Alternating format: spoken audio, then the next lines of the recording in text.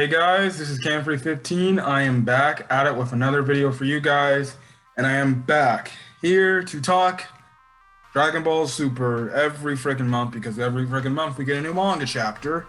And this week we kind of get the setup to what seems like it's going to be the fight between Goku and Vegeta versus Grainola.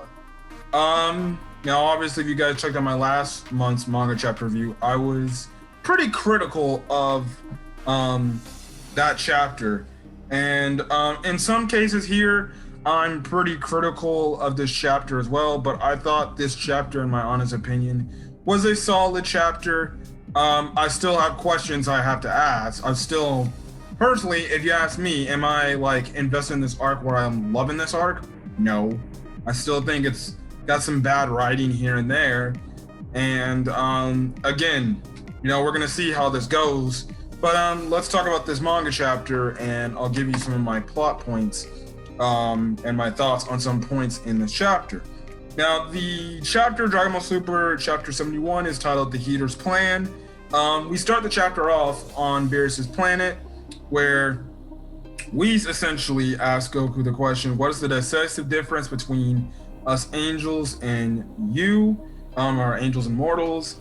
Goku makes a funny reference saying the Halo thing, and essentially Whis kind of says that, oh, no, it's because you're not using Ultra Instinct essentially in an everyday purpose at like literally 24/7 and stuff like that. And that's what the thing Whis says. Whis says like it's that we're always in the Ultra Instinct state. While you, on the other hand, and Goku replies by saying, yeah, I know, I gotta transform first to use Ultra Instinct. My body doesn't just dodge stuff on its own, right? Essentially, Whis replies by saying, not exactly. It's that you're equating Ultra Instinct to a transformation. So, essentially, the clarity of this conversation is between Goku and Whis in this, in these few panels, is essentially having Goku be able to train without using Ultra Instinct and be able to have the smarts of using Ultra Instinct in his base state. Essentially, like I said earlier, like him using Ultra Instinct 24/7 without having to transform to Ultra Instinct to be able to maintain this power and stuff like that. Which I beg to ask the question, what the exact blue hell is the silver-haired form then? Like, literally, I'm guessing it's just, they're essentially like confirming it. Like Toriyama and Toritaro are essentially trying to confirm it, like, oh, the silver hair is kind of like a transformed state Goku can use to access the powers of Ultra Instinct. Now he's training his regular self, his base form, to be able to do it essentially 24/7, which, oh, look at that. Look, I said last week, Toriyama and Toritaro, when they had Goku mastered or be able to transform into Ultra Instinct at will, they would write themselves into a corner. And they did that, and now they're kind of backtracking on what they originally said. So, back in the Tournament of Power and everything else we've seen after the Tournament of Power, when it pertains to Ultra Instinct, we thought that was Ultra Instinct. Well, apparently that is not Ultra Instinct. Apparently it's just a transformation with the powers of Ultra Instinct, I'm guessing. It's not the state of being, which honestly makes more sense. So technically, I guess we're gonna just call it the silver hair Ultra Instinct. It's not MUI Goku. So I'm just gonna go from this point forward, I'm gonna call it Ultra Instinct Goku. Silver hair Goku is gonna be this, or I'm gonna say silver hair Ultra Instinct Goku. Because, stuff like that. Yeah, also he says it would help. Whis also says like it would help too if you do it in your base form, so you don't have to essentially drain your stamina doing it, doing the technique, transforming into the technique, where it leaves you on a time basis. So essentially he's kind of doing the whole Super Saiyan route from the Android saga, where Goku and Gohan came in the hyperbolic time chamber, transformed in their Super Saiyan states, so they didn't have to burn some energy and burn some of their stamina transforming into a Super Saiyan right off the jump from a battle. They're already in their Super Saiyan states. That's essentially what Whis is saying. Now, does this mean if Goku's able to essentially use Ultra Instinct in his base state, 24/7, maybe that means he can transform into any forms of Super Saiyan, already knowing the powers of Ultra Instinct, and essentially, I guess, stacking on that, which, if he's able to do that, it would make sense. If you're able to just transform and do the same type of routines as Ultra Instinct, you should be able to use your Super Saiyan and Super Saiyan God transformations, and you'll still have the same properties of Ultra Instinct because you trained to do it good, because you're doing it 24/7, which would make the Ultra Instinct sign and the silver-haired Ultra Instinct utterly useless. So, okay, Whis does say that listen, in regards of using the silver-haired transformation, make sure only use it when you have no other choice, no other position. You're put in essentially, if you're put into a life or death situation where you need that extra power, where you need to use it then, but don't use it like right off the jump and stuff like that. Now I'm guessing it's for training purposes, but if he has the form, why not just start the battle off with the form? No clue. My whole thing about the conversation is kind of one of my critiques. Yeah, they answered a little bit, but at the same time, it kind of downplays the whole shit of Ultra Instinct that was brought back up. That was, a thing in the Tournament of Power where we saw Goku transform into it. And, look, I'm gonna move on, but I said this. Toriyama and Toritaru wrote themselves into a wall. They wrote themselves into a wall. And when they realized what they had done and shown that, oh shit, we massively screwed up when it pertains to have Goku transform into natural Ultra Instinct at will, or silver hair Ultra Instinct at will, they wrote themselves into a corner. And now they're kind of somewhat backtracking and now trying to create some sort of freaking way to say, well, Goku has Ultra Instinct, but only in this transformed state he can do it. He still needs to train to do it across his whole base form. Some people are gonna hate the reasoning, some people are gonna like the reasoning. I'm personally in the middle. I like it, but I'm morally kind of hate the reasoning, because my thing is this. That kind of makes Ultra Instinct Sign in the Silver Hair Ultra Instinct form useless now. If we're saying, well, guess what? He needs to do Ultra Instinct in its base form. Then why was that not the thing in the thing? Why was not the animation just have the Ultra Instinct aura and you just had Goku with his black hair, his pupil, his just straight black pupils, and you just have him do the whole same properties of Ultra Instinct? Instead of giving us the silver eyes and the silver hair eventually. So this is what happens when you write yourself into a corner, and I've said it. Anyways, we see Vegeta training,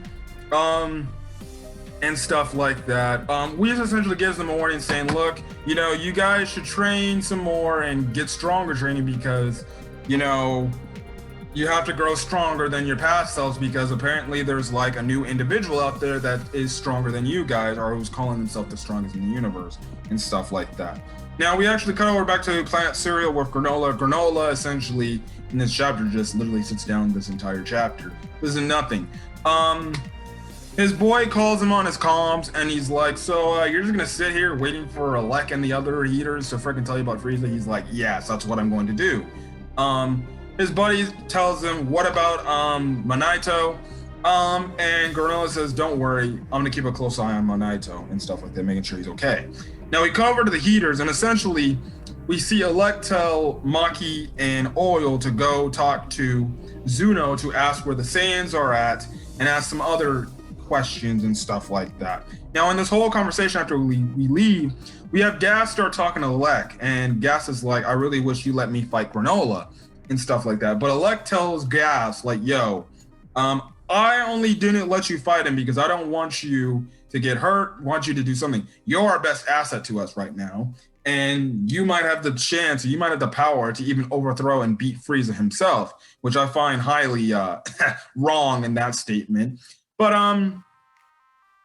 it's interesting to see that Alec has a lot of, I guess, faith / back into Gas, and that is true. We did not see how Gas did against Grainola with this new, I guess, power boost he got. So I don't know if they're building it up to make Gas like maybe a main antagonist where he gets to be all powerful, and especially with the fact that we know something later about the Dragon Balls in this chapter, which I will rant on in a few minutes. It seems like maybe Gas might be very integral to the story going forward, and maybe he might get stronger, and maybe, who knows, maybe overthrows Alec. That could be a thing too. So yeah, anyways, we cut over to Zuno's palace, which we haven't been to since like that one episode in Dragon Ball Super when Bulma and Jocko went, and the same thing applied here and it applied there. And that's when we see Maki very pissed off, saying like, why do I have to kiss this freaking disgusting, guy and stuff like that. And essentially it's funny because the freaking people are like, well, you see, you have to do it if you're gonna have Zuno answer any of your wishes. It's funny because Maki's like, Oil, you do it. And essentially his Zuno's little, I guess, servants are like, sorry, we will not allow a man to kiss him, so it's gotta be you. And eventually Maki kisses Zuno on the face. He kind of gets turned on by that, like, I guess any type of dude would. I don't fucking know. This guy is a pervert, if you ask me. He gets happy over just a simple kiss. So yeah, I did like the fact that she started spitting out, but essentially Zuno says, okay, you're a feisty woman. I like my women that are feisty. So what I'm going to do is I'm gonna let you be able to have 10 wishes. And I'm like, wait a second. When Bulma went, she only got 3 wishes. Why didn't she get 10 wishes? Because I think Bulma's pretty feisty herself, just like Maki here. Okay, no questions there. And again, I guess you can say contrived writing point. If you're gonna keep it the same way, keep it the same damn way. Like, Maki and Bulma, from what we've seen of Maki, she seems to have the exact same personality as Bulma, a feisty woman. Why I'm over here like, why is she getting 10 wishes, but Bulma has the same personality as Maki? She's a very feisty woman. Hey, why did she get 3? Anyways, after that, meanwhile, and actually too, they arrive at Zuno's world in a few weeks, so we get a little mini time skip. Now we cut back over to Beerus' planet. We see Goku training, and he's he's getting better at dodging Whis' staff and doing a much better job at trying to use Ultra Instinct and stuff like that in his base form. Vegeta, on the other hand, is doing Hakai. Yeah, look, I don't see I don't see how Hakai is going to be any stronger than Ultra Instinct, but okay. I'm gonna move on, because who gives a shit about this little training montage that Vegeta's doing? Because he's essentially, well, guess what? He's essentially just doing a thing that just destroys. So yeah, okay, great. So yeah. Anyways, some more time passed. We don't specifically know how much time passed, but it just says in the chapter some more time has passed, and Maki and Oil went to planet Earth, and they talked to Chi-Chi, and essentially they asked Chi-Chi, where's Goku, where's your husband Goku, and stuff like that. And essentially we find out here that it's been months have passed, so I don't know where we're at on the fucking timeline in terms of Dragon Ball age something, but okay. Gigi's like, Goku's been gone for months, which I'm like, damn, how long have they been gone? Shit. And essentially, that's when they have, Maki tells Chi-Chi, listen, we need Goku to defeat this enemy for us, and guess what? We'll pay you handsomely for it. And Chi-Chi's like, you'll pay us? Oh, please and thank you. So I'm guessing the one thing to say is to Chi-Chi when it comes to Goku fighting is, I guess, present her the fact that if you fight this bad guy, you're gonna get paid for it. Again, I don't know why, because Chi-Chi says, well, the money we got from Hercule at the very start of Dragon Ball Super, that money's almost damn near all gone. So, yeah. Again, I asked the question. Some people ask the question, why don't they want to ask Bulma for some cash? Hell, why can't they live with their son, Gohan, and Videl, and help, I guess, raise Pan with them? I don't know why. They're pretty well off themselves, especially with Hercule. You know, Gohan's got a scholar teacher job, so he should be getting paid pretty nicely. I don't know why they just don't live with Gohan, but okay, and stuff like that. So what happens next is Bulma calls Whis, and we see Bulma's wearing something new. She's essentially has her Dragon Ball Super hair design with the little scarf she had, and then she's essentially wearing the Buu Saga dress, I'm guessing. So okay, nice callback to that outfit. She calls up Whis, and she tells Whis that they need Goku and Vegeta to return to Earth because obviously Maki and Oil has got a job for them to take out some villain who calls himself the essentially the best in the universe, essentially. And this intrigues Goku and Vegeta. Then when they eventually show up back to Earth, you know, they arrive and stuff like that. Now, before they leave, we see Beerus give Vegeta this little earpiece, this little earring type of thing. Essentially, it's Beerus saying, like, that's the mark of somebody who can destroy or use a Kai, essentially. Goku, what does he get? He just gets the Whis symbol we saw way back in Red Olive F. Okay, so that's another new gi top on Goku, which is the how many, like, what number? How many numbers of gi he has with different symbols on his freaking outfit? Like, he's got like 6 or 7 of them now, you know, stuff like that. So yeah, they eventually dip, and stuff like that. They go on to say like, well, I'll be the one to defeat him first, but you know, the whole banter and stuff like that. So after trying to go pretend to use the restroom, Maki and Oil go look around Bulma's house, and they find the Dragon Ball radar. Now they click on the dragon radar, and they're saying, why is there no Dragon Balls popping up? This could be used as a plot hole because if we remember in the Moro arc, I can recall to my recollection, they did not use the Dragon Balls at all. They used the Namekian Dragon Balls to get things back to normal, but they did not use the Earth Dragon Ball. So unless within this month period somebody used the Dragon Balls, maybe Bulma used it again for her 5 years, trying to keep herself looking 5 years younger. Unless that happened, okay, that's a plot hole. Unless somebody else used the Dragon Balls and any other circumstance mean and stuff like that. So yeah. Now this is when we get my next criticizing point, which is my last one. And we hear from Oil because they bring the fact like they're probably not showing up because they must have been turned to stone. We find out in a very convenient way that the Cerulean Dragon Balls have no time limit to when they can be used again. As quickly as you use the dragon for the wish, and they go splitter amongst planet Cereal, and you have to find them again, you can just collect the 2 balls and use them just like that. So essentially, you can get thousands of wishes and continuously get whatever you want, and there's no limit to that. In other words, this makes these sets of Dragon Balls the most powerful Dragon Balls we have ever freaking seen in the Dragon Ball in the Dragon Ball in the Dragon Ball timeline, you know, in Dragon Ball history. These are the most powerful balls. Two Dragon Balls are the most powerful Dragon Ball sets in the history of Dragon Ball.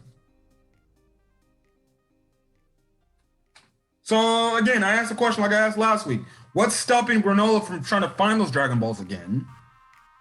And maybe taking off the whole fact that, hey, I don't have to have the whole, guess what? I can't erase the whole lifespan thing. And 2, now, if that's the case, anybody can come here and get whatever they want constantly. The heaters can essentially wish for whatever they want multiple times. And we'll get to that in a quick second.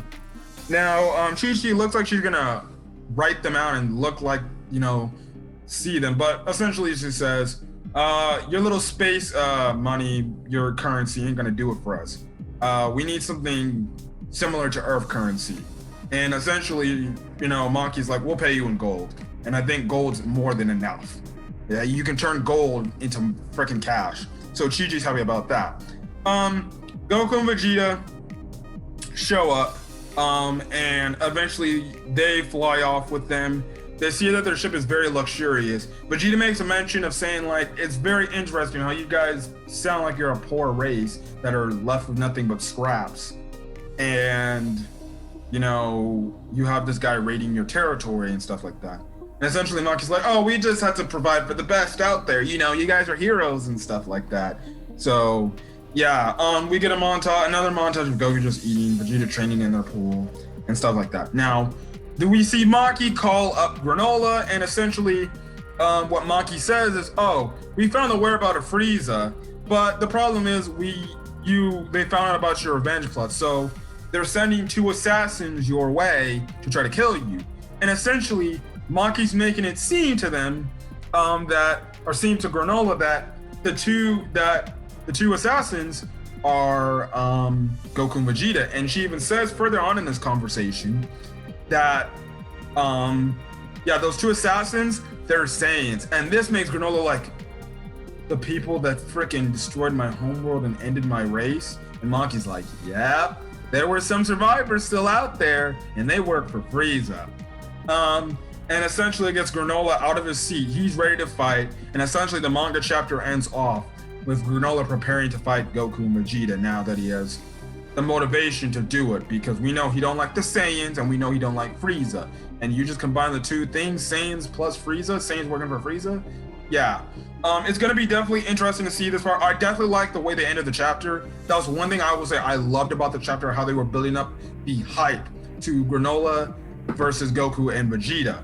Now, obviously, Goku and Vegeta are going to be dumbfounded to be like, we don't work for Frieza, fool. And Grainola's going to be too ignorant to listen. And in the meantime, what I'm feeling like what's going to happen is, while Grainola, Goku, and Vegeta are fighting each other, the Heater's going to use the Dragon Radar they stole, go around looking for the planet, go around the planet looking for the Dragon Balls, or looking for the Cerulean Dragon Balls, find it, make their wish of whatever they want. And now, also, I said earlier that I feel like they're making these Dragon Balls way too OP. And again, it's convenient BS writing that, oh, it's convenient that, guess what? They don't have a freaking time limit. They're not turned to stone, which makes the Heater's chances of stealing the Dragon Ball radar to go to Planet Cereal with Goku and Vegeta, be able to help find the Dragon Balls themselves. Convenient writing. So technically, Toriyama and Toriyama are 0-3 when it comes to that, so they struck out when it comes to convenient fucking writing. Now, here's one thing I haven't seen. I figure maybe Monaito hears the fighting going on, and he tries to say, Grainola, what are you doing? Why are you fighting these 2 individuals? And stuff like that. And Grainola could be like, these are the Saiyans that destroyed my homeworld. And so it was destroyed by people and stuff like that. And definitely Goku and Vegeta could be like, what the hell are you talking about? We didn't do that shit. That was people from our old people and stuff like that. And I feel like what they could be setting up is Grainola maybe taking a dark turn by Monaito trying to say, listen, let's hear these guys out and let's stop him. But Granola's rage, his revenge, his anger is going to get the best of him. And who knows? Maybe he kills Monaito, sending him furtherly over the edge and stuff like that. That could definitely happen. And it'll be interesting if they set that up. And as the Heater's about to get their wish, the dragon just disappears because Monaito's dead. So honestly would like that if they took the story there. Because it's definitely gonna make Grainola come off more as a villain, more as a guy who's only caring about revenge, and he cares about nothing else. He just wants revenge and vengeance for what happened to his race of people. And I feel like that will lead him down a dark path if he kills somebody who he saw as a friend, who he sees as a loose end, who he sees as something just trying to hold him back, and the thing to make him go over the edge, essentially. I would like that if they took it that way. We're just going to see what happens, but Again, I thought it was a solid chapter outside my issues pertaining to the Dragon Balls and the Cerulean Dragon Balls and the whole confusing shit out of Ultra Instinct and what is Ultra Instinct, what isn't Ultra Instinct, yada yada yada. But solid chapter. The end, I really did enjoy. I really did like it, and I'm honestly, I don't really care about the story of how this arc is going. I just want to see the fucking fight. Like I've already said in past chapters, the story is literally dead to me now.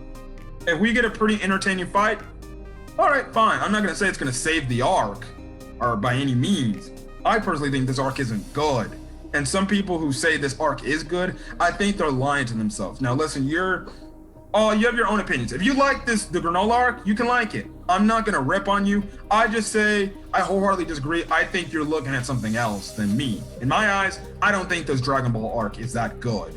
Because they're giving us way too much shit that is somewhat rushed, and I understand why.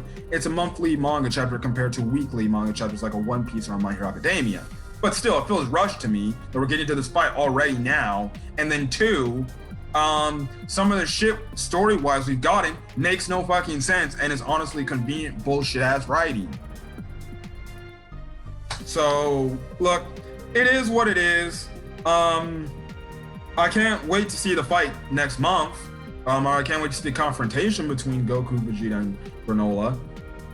So that's gonna be very entertaining, and it's gonna be interesting to see how Goku and Vegeta, after training, will fare up against Grainola. And again, mind you, this has been months past. So was Grainola just sitting there doing nothing? It certainly as hell seems like it, but okay. So yeah, but if you guys like the video, leave a like, put in the comment section your thoughts on this month's manga chapter for Dragon Ball. The things you like in this chapter, are there some things you don't like in this chapter.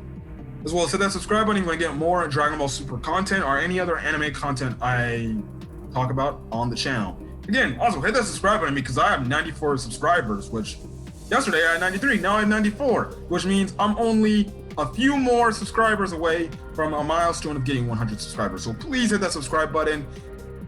Get me to 100 subscribers. I know I sound like I'm begging, but yeah, please, trust me, you'll get all of the freaking content you need. You want some anime content talking about Dragon Ball? I'll give you your anime content talking Dragon Ball every time a manga chapter release, or whenever the inevitable anime comes out and I start reviewing that again. So yeah, but other than that, I'm gonna get out of here, guys. If you guys liked the video, leave a like. Again, stay safe out there, wear your mask, yada yada yada. Until then, guys, hopefully you guys enjoy the rest of your day. See you guys in the next video. Peace.